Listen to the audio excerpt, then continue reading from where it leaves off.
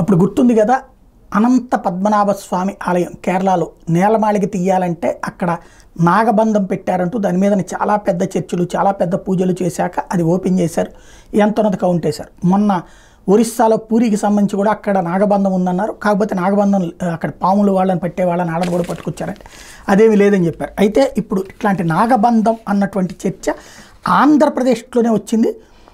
తాజాగా చూస్తే ఇక్కడ అనంతపురం జిల్లా కుందుర్పి మండల కేంద్రం చుట్టూ పలు పురాతన ఆలయాలు ఉన్నాయి. గ్రామానికి సమీపంలో చిన్నకొండ ప్రాంతంలో 15వ శతాబ్దంలో క్రీస్తుశకం 15వ శతాబ్దంలో విజయనగర రాజులు నిర్మించిన ఆలయం ఉంది. ఈ ఆలయంలోని గర్భగుడిలో శివలింగం ఉందని కొందరు, శ్రీకృష్ణదేవరాయలు సతీ సమేతంగా ఉన్న శిల్పాలు ఉన్నాయని మరికొందరు చెప్తున్నారు.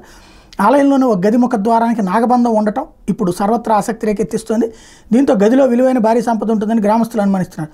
త్వరలోనే ఆలయాన్ని పురావస్తు శాఖ అధికారులు పరిశీలించబోతున్నారన్నటువంటి ప్రచారం జరుగుతుంది. త్వరలో కాదు, ఇమీడియట్గా దానికి కనుక సెక్యూరిటీ కల్పించబోతే అక్కడ ఏమి ఉండవు చాలా వాటిలో.